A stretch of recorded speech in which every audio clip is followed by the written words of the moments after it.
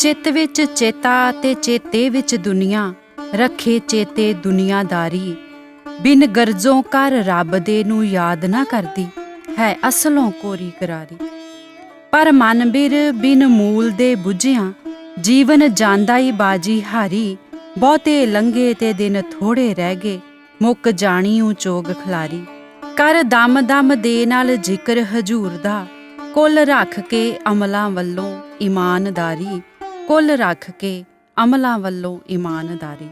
Channel तू सत अखंड जोते प्रोग्राम सुगड़ विचार वेख रहे सारे ही ਸਰੋਤਿਆਂ ਨੂੰ ਮੇਰੇ ਵੱਲੋਂ ਸਤਿ ਸ੍ਰੀ ਅਕਾਲ ਜੀ।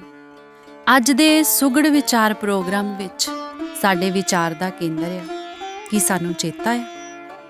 ਸਵੇਰ ਸਾਰ ਉੱਠਣ ਤੋਂ ਲੈ ਕੇ ਰਾਤ ਨੂੰ ਸੌਣ ਤੱਕ ਦਿਨ ਦਾ ਪੂਰਾ ਸਮਾਂ ਮਨੁੱਖ ਦੀਆਂ ਮਨੁੱਖੀ ਜੀਵਨ ਨਾਲ ਜੁੜੀਆਂ ਅਨੇਕਾਂ ਹੀ ਜ਼ਰੂਰਤਾਂ ਦੀ ਪੂਰਤੀ ਖਾਤਰ ਮਨੁੱਖ ਦੌੜ ਭੱਜ ਕਰਦਾ ਕਈ ਹੀਲੇ ਵਸੀਲੇ ਵਰਤਦਾ ਰਹਿੰਦਾ ਹੈ। ਤਕਰੀਬਨ ਸਾਰਾ ਜੀਵਨ ਹਰ ਦਿਨ ਮਨੁੱਖ ਵੱਲੋਂ ਕੀਤੀ ਜਾਂਦੀ ਇਸ ਮਿਹਨਤ ਲਈ ਜਿੱਥੇ ਮਨੁੱਖ ਦੀ ਸਰੀਰਕ ਊਰਜਾ ਆਪਣਾ ਯੋਗਦਾਨ ਨਿਭਾਉਂਦੀ ਏ, ਉੱਥੇ ਮਨੁੱਖ ਦੀ ਦਿਮਾਗੀ ਊਰਜਾ ਭਾਵ ਸੋਚ ਸ਼ਕਤੀ, ਯਾਦ ਸ਼ਕਤੀ ਦਾ ਵੀ ਰੋਲ ਅਹਿਮ ਹੁੰਦਾ ਹੈ। ਕਿਉਂਕਿ ਸਰੀਰਕ ਬਲ ਦੁਆਰਾ ਜਿਸ ਕੰਮ ਨੂੰ ਮਨੁੱਖ ਅੰਜਾਮ ਦਿੰਦਾ ਏ, ਉਸ ਕੰਮ ਨੂੰ ਅੰਜਾਮ ਤੱਕ ਲੈ ਕੇ ਜਾਣ ਵਾਲੀ ਚੇਤਨ ਸੋਚ, ਜਿਸ ਨੂੰ ਪੰਜਾਬੀ ਮੁਹਾਰਨੀ ਵਿੱਚ ਚੇਤਾ ਵੀ ਕਿਹਾ ਜਾਂਦਾ ਆ, ਇਹ ਦਿਮਾਗ ਦਾ ਪਹਿਲੂ ਆ ਤੇ ਆਪਣੇ ਜੀਵਨ ਨਾਲ ਜੁੜੀ ਹਰ ਜ਼ਰੂਰਤ ਨੂੰ ਪੂਰਾ ਕਰਨ ਦੇ ਲਈ ਰੋਜ਼ਮਰਹਾ ਦੇ ਜੀਵਨ ਵਿੱਚ ਕਈ ਕੰਮਾਂ ਨੂੰ ਕਰਨ ਦਾ ਚੇਤਾ ਅਸੀਂ ਇਨਸਾਨ ਹਰ ਰੋਜ਼ ਰੱਖਦੇ ਹਾਂ ਤੇ ਕਦੀ ਅਚਾਨਕ ਕਿਸੇ ਕਾਰਨ ਕਿਸੇ ਕੰਮ ਨੂੰ ਕਰਨ ਦਾ ਚੇਤਾ ਭੁੱਲ ਵੀ ਜਾਵੇ ਤੇ ਅਗਲੇ ਦਿਨ ਚੇਤਾ ਰੱਖ ਉਸ ਕੰਮ ਨੂੰ ਉਚੇਚੇ ਤੌਰ ਤੇ ਕਰਨ ਲਈ ਫਿਰ ਦੁਬਾਰਾ ਵੀ ਜਾਂਦੇ ਹਾਂ, ਕਿਉਂਕਿ ਸਿਰ ਤੇ ਪਈ ਲੋੜ, ਗਰਜ ਜਾਂ ਜ਼ਰੂਰਤ ਆਪਣੇ ਆਪ ਹੀ ਉਸ ਕੰਮ ਦਾ ਚੇਤਾ ਕਰਵਾ ਦਿੰਦੀ ਹੈ। ਭੁੱਖ ਖਾਣ ਦਾ ਚੇਤਾ ਕਰਵਾਉਂਦੀ ਏ, ਪਿਆਸ ਪਾਣੀ ਦਾ ਚੇਤਾ ਕਰਵਾਉਂਦੀ ਏ, ਬਦਲਦਾ ਸੀਜ਼ਨ ਗਰਮ ਸਰਦ ਕੱਪੜੇ ਪਾਉਣ ਦਾ ਚੇਤਾ ਕਰਵਾ ਦਿੰਦਾ ਆ, ਸਵੇਰ ਸਾਰ ਅਲਾਰਮ ਦੀ ਘੰਟੀ ਸਕੂਲ ਕਾਲਜ ਜਾਂ ਕੰਮ ਤੇ ਜਾਣ ਦਾ ਚੇਤਾ ਕਰਵਾ ਦਿੰਦੀ ਏ ਤੇ ਦਿਨ ਭਰ ਬਾਹਰ ਕੰਮਕਾਰ ਕਰਦਾ ਥੱਕਿਆ ਸਰੀਰ ਮੁੜ ਵਾਪਸ ਆਪਣੀ ਰਹਿਣਗਾਹ ਵੱਲ ਪਰਤਣ ਦਾ ਚੇਤਾ ਕਰਵਾ ਦਿੰਦਾ ਆ। ਅਸੀਂ ਸੰਸਾਰੀ ਜੀਵ ਸੰਸਾਰ ਪ੍ਰਤੀ, ਸੰਸਾਰਕ ਰਿਸ਼ਤੇ ਨਾਤਿਆਂ ਪ੍ਰਤੀ, ਸੰਸਾਰਕ ਕੰਮਾਂ ਕਾਰਾਂ ਪ੍ਰਤੀ ਬੜੀ ਸੁਚੇਤਗੀ ਤੇ ਜ਼ਿੰਮੇਵਾਰੀ ਦੇ ਨਾਲ ਹਰ ਕੰਮ ਨੂੰ ਕਰਨ ਦਾ ਚੇਤਾ ਆਪ ਰੱਖਦੇ, ਕਿਉਂਕਿ ਪਤਾ ਆ ਬਿਨਾਂ ਚੇਤੇ ਦੇ ਇਹ ਮਨੁੱਖਾ ਜੀਵਨ ਗੁਜ਼ਾਰਨਾ ਔਖਾ ਹੋ ਜਾਊਗਾ।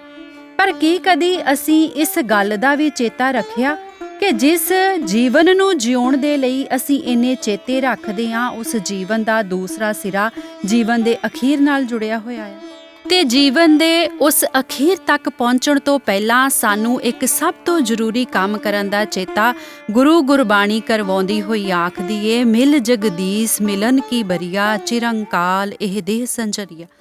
ਤੇ ਦਿਨ ਬਾ ਦਿਨ ਹਰ ਪਲ ਘਟਦੇ ਇਸ ਜੀਵਨ ਦਾ ਚੇਤਾ ਕਰਵਾਉਂਦਿਆਂ ਵੀ ਗੁਰੂ ਗੁਰਬਾਣੀ ਸਾਡੇ ਚੇਤੇ ਵਿੱਚ ਇਹ ਗੱਲ ਪਾਉਂਦੀ ਆ ਕਿ ਛਿਨ ਛਿਨ ਔਦ ਬਿਹਾਤ ਹੈ, ਫੂਟੇ ਘਟ ਜਿਉ ਪਾਣੀ। ਨੌਵੇਂ ਪਾਤਸ਼ਾਹ ਆਖਦੇ ਨੇ, ਛਿਨ ਛਿਨ ਔਦ ਘਟੈ ਨੇ ਸਬਾਸੁਰ, ਬਿਰਥਾ ਜਾਤ ਹੈ ਦੇ। ਤੇ ਫਿਰ ਕੀ ਅਸੀਂ ਹਰ ਸਾਹ ਨਾਲ ਘਟਦੇ ਜੀਵਨ ਨੂੰ ਵੇਖ ਇਸ ਜੀਵਨ ਪ੍ਰਤੀ ਕਦੀ ਇਹ ਚੇਤਾ ਰੱਖਦੇ ਹਾਂ ਕਿ ਅਸੀਂ ਇਸ ਜੀਵਨ ਦੇ ਬੀਤਣ ਤੋਂ ਪਹਿਲਾਂ ਪਰਮ ਪੁਰਖ, ਸਤਿਪੁਰਖ, ਸਤਿ ਸ੍ਰੀ ਅਕਾਲ ਪੁਰਖ ਪਿਤਾ ਜੀ ਨੂੰ ਮਿਲਣ ਵਾਲਾ ਆਪਣੇ ਮਨੁੱਖਾ ਜੀਵਨ ਦਾ ਸਭ ਤੋਂ ਅਹਿਮ ਕਾਰਜ ਇਸ ਜੀਵਨ ਦੇ ਰਹਿੰਦਿਆਂ ਪੂਰਾ ਕਰ ਲਈਏ? ਤੇ ਸ਼ਾਇਦ ਨਹੀਂ, ਕਿਉਂਕਿ ਅਸੀਂ ਸੰਸਾਰੀ ਜੀਵ ਨਿਰੰਕਾਰ ਨਾਲੋਂ ਸੰਸਾਰ ਨੂੰ ਪਹਿਲ ਜ਼ਿਆਦਾ ਦਿੰਦੇ ਹਾਂ ਤੇ ਸਿਰਫ ਸੰਸਾਰ ਦੇ ਕੰਮਾਂ ਨੂੰ ਹੀ ਕਰਨਾ ਆਪਣੀ ਅਹਿਮ ਜ਼ਰੂਰਤ ਸਮਝਦੇ ਹਾਂ। ਤੇ ਇਸ ਦਾ ਮੁੱਖ ਕਾਰਨ ਇਹ ਆ ਕਿ ਅਸੀਂ ਜੀਵਨ ਰਹਿੰਦਿਆਂ ਜੀਵਨ ਦੇ ਅਖੀਰ ਨੂੰ ਚੇਤਾ ਹੀ ਨਹੀਂ ਕਰਦੇ, ਤਾਂ ਹੀ ਤਾਂ ਫਿਰ ਅਖੀਰ ਤੋਂ ਬਾਅਦ ਦੀਆਂ ਜ਼ਰੂਰਤਾਂ ਵੀ ਸਾਡੇ ਚੇਤੇ ਵਿੱਚ ਨਹੀਂ ਆਉਂਦੀਆਂ। ਗੁਰੂ ਗੁਰਬਾਣੀ ਫਰਮਾਨ ਆ, ਜੋ ਘਰ ਛੱਡ ਗਵਾਵਣਾ ਸੋ ਲੱਗਾ ਮਨ ਮਾਹੇ, ਜਿੱਥੇ ਜਾਏ ਤੁਧ ਵਰਤਣਾ ਤਿਸ ਕੀ ਚਿੰਤਾ ਨਾਹੀ। ਜਿਹੜਾ ਸੰਸਾਰ ਹਰ ਪਲ ਸੰਸਾਰੀ ਜੀਵ ਦੇ ਚੇਤੇ ਵਿੱਚ ਰਹਿੰਦਾ ਆ, ਇੱਥੇ ਤਾਂ ਅਸੀਂ ਇਨਸਾਨ ਪਰਦੇਸੀ ਆ ਤੇ ਇੱਥੇ ਸਾਡਾ ਪਰਦੇਸੀਆਂ ਦਾ ਇਹ ਜੀਵਨ ਪਰਮਾਨੈਂਟ ਨਹੀਂ, ਬਸ ਕੁਝ ਕੁ ਸਮੇਂ ਦੀ ਮੋਹਲਤ ਤਹਿਤ ਸਾਨੂੰ ਮਿਲਿਆ ਹੋਇਆ ਹੈ। ਇਸ ਲਈ ਇਸ ਗੱਲ ਦਾ ਹਮੇਸ਼ਾ ਚੇਤਾ ਰੱਖੀਏ ਕਿ ਇੱਕ ਦਿਨ ਜਦੋਂ ਅਸੀਂ ਇਸ ਸੰਸਾਰ ਨੂੰ ਛੱਡ ਕੇ ਜਾਣਾ ਆ, ਉਦੋਂ ਕਿਸ ਘਰ, ਕਿਸ ਸ਼ਹਿਰ, ਕਿਸ ਗ੍ਰਾਂ, ਕਿਸ ਦੇਸ਼ ਵਿੱਚ ਜਾਣਾ ਹੈ। ਕਿਉਂਕਿ ਜੇ ਇਸ ਸੰਸਾਰ ਵਿੱਚ ਰਹਿਣ ਦੇ ਲਈ ਘਰ ਸਾਡੀ ਜ਼ਰੂਰਤ ਆ ਤੇ ਫਿਰ ਆਤਮ ਸਰੂਪ ਦੇ ਲਈ ਵੀ ਤੇ ਉਸ ਦੇ ਟਿਕਾਣੇ ਦੀ ਉਸ ਨੂੰ ਜ਼ਰੂਰਤ ਆ।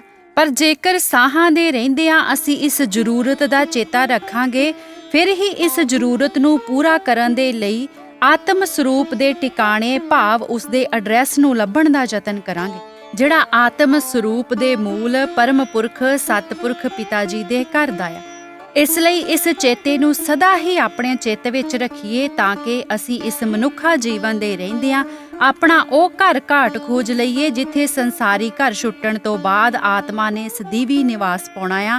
ਜਿਸ ਘਰ ਨੂੰ ਖੋਜਣ ਦਾ ਚੇਤਾ ਕਰਵਾਉਂਦੇ ਹੋਏ ਕਬੀਰ ਸਾਹਿਬ ਆਖਦੇ ਨੇ, ਇਸ ਮਨ ਕੋ ਕੋਈ ਖੋਜੋ ਭਾਈ, ਤਨ ਛੂਟੇ ਮਨ ਕਾਹ ਸਮਾਈ। ਸਤਿ ਸ੍ਰੀ ਅਕਾਲ ਜੀ।